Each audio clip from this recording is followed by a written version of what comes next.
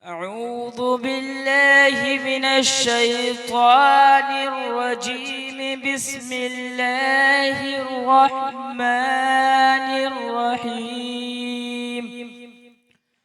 قل هو الله أحد الله الصمد لم يلد ولم يولد ولم يكن له كفوا أحد. بسم الله الرحمن الرحيم. قل أعوذ برب الفلق من شر ما خلق ومن شر غاسق إذا وقب ومن شر النفاثات في العقد ومن شر حاسد إذا حسد. بسم الله الرحمن الرحيم. قل أعوذ برب الناس ملك الناس إله الناس من شر الوسواس الخناس الذي يوسوس في صدور الناس من الجنة والناس. بسم الله الرحمن الرحيم. الحمد لله رب العالمين الرحمن الرحيم مالك يوم الدين. إياك نعبد وإياك نستعين. اهدنا الصراط المستقيم صراط الذين أنعمت عليهم غير المغضوب عليهم ولا الضالين.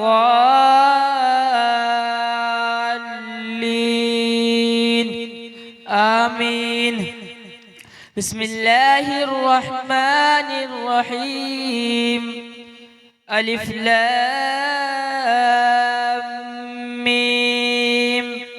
ذلك الكتاب لا ريب فيه هدى للمتقين الذين يؤمنون بالغيب ويقيمون الصلاة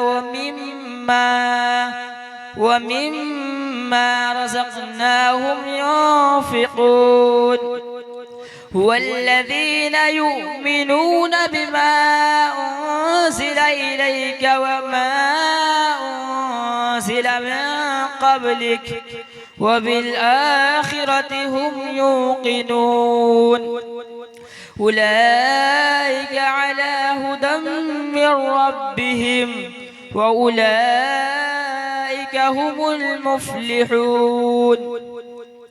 اللهم آنس وحشتي في قبري. اللهم ارحمني بالقرآن العظيم واجعله لي إماما ونورا وهدى ورحمة. اللهم ذكرني منه ما نسيت وعلمني منه ما جهلت وارزقني تلاوته آناء الليل وآناء النهار واجعله لي حجة يا رب العالمين. صدق الله العظيم. ما شاء اللہ جزاکم اللہ. مبارکباد پیش کرتے ہیں ان اساتذہ کرام کو جنہوں نے اس بچے کے سینے میں قرآن کریم جیسی دولت کو محنت کر کے اتارا، اور ان والدین کو جنہوں نے اپنے بچے کو مدرسے میں بھیجا قرآن کریم کی دولت حاصل کرنے کے لیے. اب آئیے حضرات، میں بلا کسی تمہید کے استاد محترم مشفق و کرم فرما حامی قرآن و سنت نمونہ اسلاف حضرت مولانا مفتی وحید اللہ صاحب قاسمی محتمم مدرسہ امدادیہ بیت العلوم سے گزار ہوں کہ حضرت تشریف لائیں اور اپنی خطاب سے ہم سامعین کے قلوب کو محظوظ فرمائیں. الحمد لله نحمده ونستعينه ونستغفره ونؤمن به ونتوكل عليه ونعوذ بالله من شرور أنفسنا ومن سيئات أعمالنا من يهده الله فلا مضل له ومن يضلله فلا هادي له ونشهد أن لا إله إلا الله وحده لا شريك له ونشهد أن سيدنا وشفيعنا وحبيبنا وطبيب قلوبنا سيدنا محمد صلى الله تعالى عليه وعلى آله وأصحابه وأزواجه وآل بيته وعترته بارك وسلم تسليما كثيرا كثيرا. دیکھیے بڑی محنتوں سے اور بہت لمبے خرچے کے ساتھ آپ نے اس پروگرام کو منعقد کیا ہے اور آپ نے بڑی کامیابی کے ساتھ یہ پروگرام کیا ہے.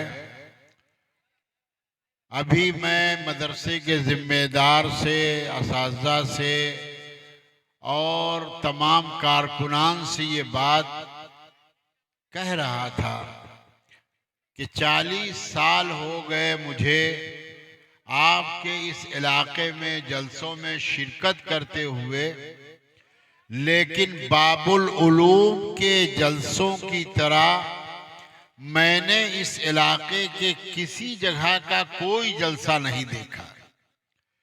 باب العلوم ایک ایسا اس علاقے کا ہر دل عزیز مدرسہ ہے کہ جس نے گھر گھر میں دل دل میں اپنی ایسی جگہ بنا لی ہے کہ اس پروگرام میں لوگ تمام کام کو چھوڑ کر کے صبح سے لگ جاتے ہیں اور یہ جلسہ بہت کامیاب ہوتا ہے باب العلوم کا. ابھی جب میں آیا تھا تھوڑی دیر پہلے تو ساری کرسیاں لوگوں سے بھری ہوئی تھی اور پورا پنڈال کھچو کھچ بھرا ہوا تھا. ابھی بس چند منٹ پہلے تکمیل حفظ قرآن کا جو مبارک موقع تھا اور جو ہمارے اس تکمیل قرآن کے جلسے کا سب سے اہم دولہا تھا، وہ جیسے ہی تکمیل قرآن کر کے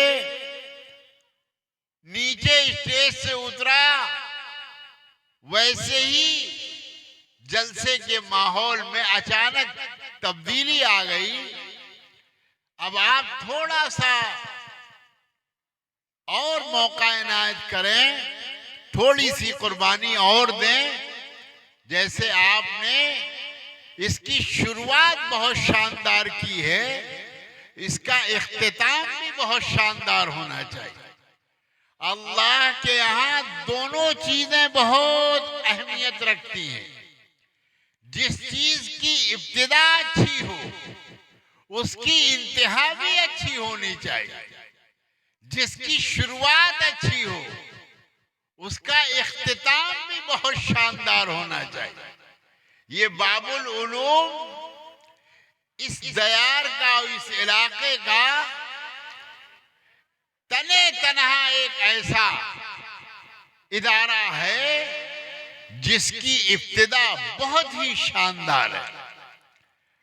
اور میں نے پچھلے جلسوں میں بھی مدرسے کے ذمہ دار کو بھی، پردھان جی کو بھی اور ان کے مدرسے کے مدرسین کو اور ان کے تمام کام کرنے والوں کو، ان کے ممبران کو اس موقع پر میں نے بہت مبارکباد دی تھی کہ بھائی بہت قابل تعریف آپ لوگ ہیں کہ آپ نے اتنے تھوڑے سے وقت میں اتنا شاندار ادارہ قائم کر لیا، اور اس کے بڑے کارہائے نمایاں ہیں۔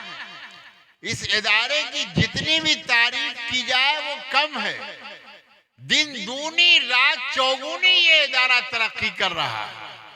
ابھی آپ نے دیکھا کہ ماشاءاللہ اتنا مختصر سا وقت اس ادارے نے تعلیم کی خدمت کا آپ کے درمیان میں پایا ہے۔ جو مجھ کو لینے گئے تھے وہ بھی جب میں نے پوچھا تو انہوں نے کہا کہ میں اسی ادارے سے تکمیل قرآن حفظ کر کے فارغ ہوا ہوں، اور ابھی آپ کے سامنے ہماری اس بچے نے بھی تکمیل قرآن کی۔ ماشاءاللہ بچے یہاں سے حافظ قرآن بن کر نکل رہے ہیں۔ اس کی تعلیم بھی بہت اچھی اور اس کی تعمیر بھی بہت اچھی۔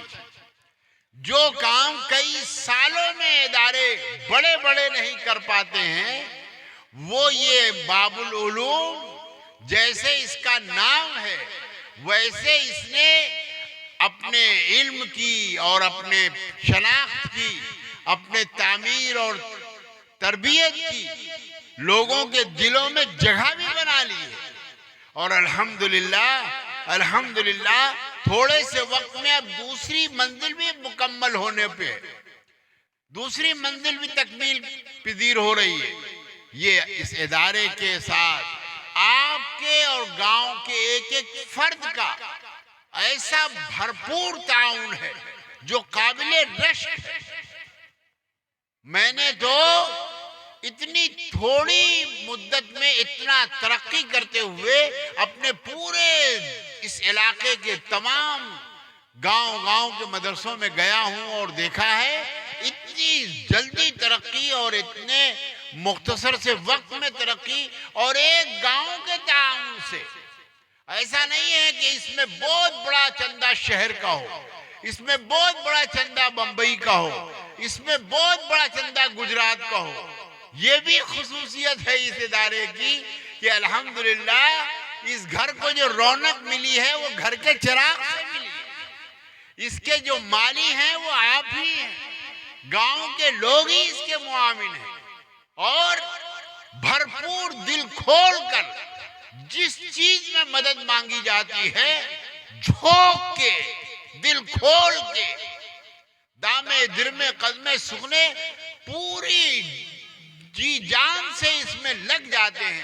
اب بتائیے ہم لوگ بیت العلوم کا جلسہ کرتے ہیں اور پورے شہر میں اور تمام ضلعوں میں گاؤں ہم لوگ چھان مارتے ہیں، تب جا کے ہم کہیں 20-25 بھگونے پکاتے ہوں گے، اور آپ نے دوپہر ہی میں 30 بھگونے کھلا دیے تھے، اب شام کے دوسرے بھگونے چڑھ رہے تھے۔ یہ بتائیے، اور اس میں تعاون صرف گاؤں کے لوگوں، اتنا بڑا 3 لاکھ کے قریب۔ ابھی ہم نے مدرسے کے ذمہ دار سے پوچھا تو فرمایا کہ 3 لاکھ کے قریب صرف جلسے کا خرچہ۔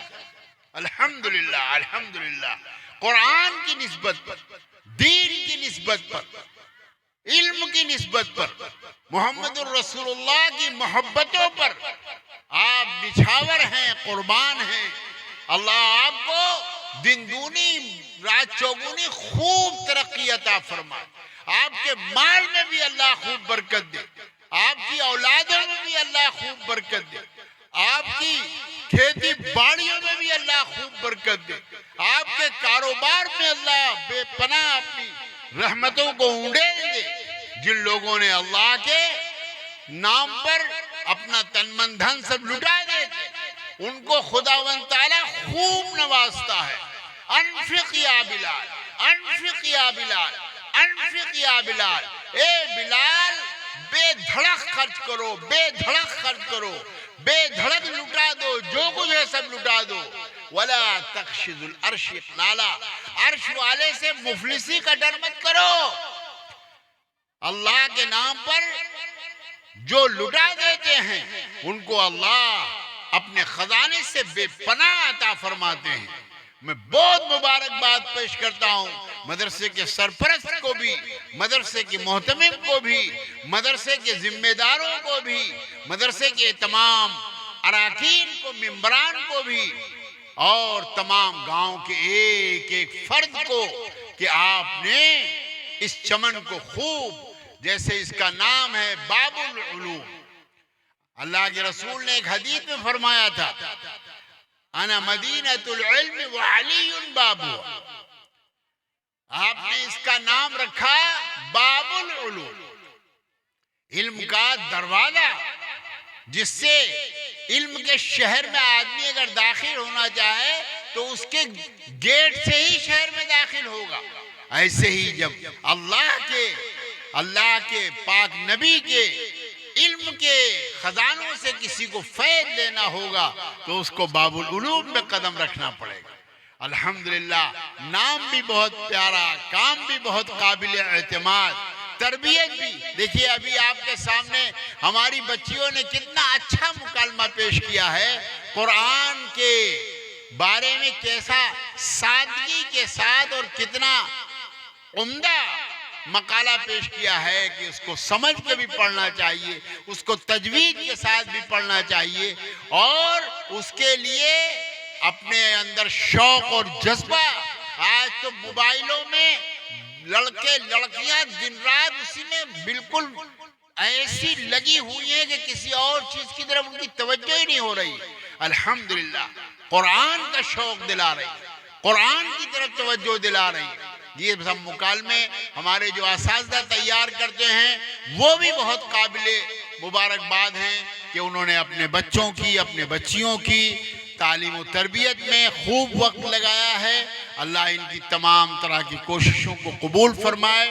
میں جو بار بار آپ سے عرض کرتا رہتا ہوں اور آپ کے ہر موقع پر ہر وقت حاضر رہتا ہوں، ہمارے باہر کے مہمان تشریف لائے ہیں، میں نے آج پہلی مرتبہ ان کی زیارت بھی کی، مولانا ہلال صاحب، انشاءاللہ تفصیلی بیان ان کا ہوگا، ان کا حق ہے، وہ ہمارے مہمان ہیں، میں تو میزبان ہوں، آپ کا ہوں، اپنا ہوں۔